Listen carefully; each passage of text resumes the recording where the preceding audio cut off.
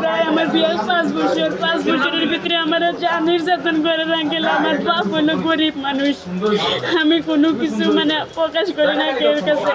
হ্যাঁ আমার তুই 2টা বিয়ে পর্যন্ত করছে আঙ্কেল, তবু আমি হের ভাত খামু আমি শিকার, কারণ আমার একটা বাচ্চা আছে আঙ্কেল। হের বাপ মাইক শুধু আমার কাছে চাপ দেয়, আমার বাপের বাড়ির তুই হেরে টাকা নিয়ে দিতাম, হ্যাঁ ব্যবসা করবো আঙ্কেল। এ বাজে নেশাও করে। আপনার বাড়ি কোন জায়গায়? আমার বাড়ি রাধানগর। আপনার স্বামীর নাম কি?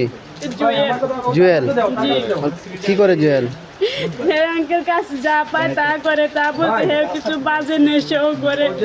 আর আমার এখানে চলতে গেলে নির্যাতন করে। এখন বর্তমানে আমি হের বাড়ি তুলেছি, হ্যাঁ আমার যে মাইগুলা মারছে হের ভাই মাই কর হে জামাইরও জায়গা নাই, তোমারও জায়গা নাই, তোমরা যে জায়গায় পারো সেই জায়গায় যাও। পরে আমি কইছি আমি কি একলা আইছি? আমি 10 জনের মাঝখানে আইছি।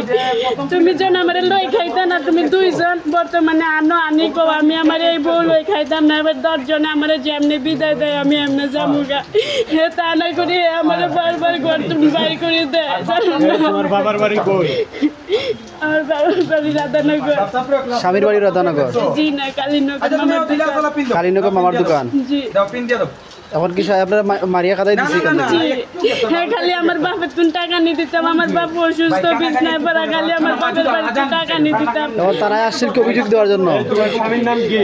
জুয়েল রানা। জুয়েল রানা বলছে আগে। আর তারা আপনার নাম কি? এই আমি কিছু না ইনশাআল্লাহ। আমার হচ্ছে যে অত্যাচার। কালীনগর বলে? কালীনগর। কালীনগর কার কি? আচ্ছা আমি কথা বলি, কালীনগর কার কি? আমার বাড়ি মোহাম্মদপুর। কোন কালীনগর কার?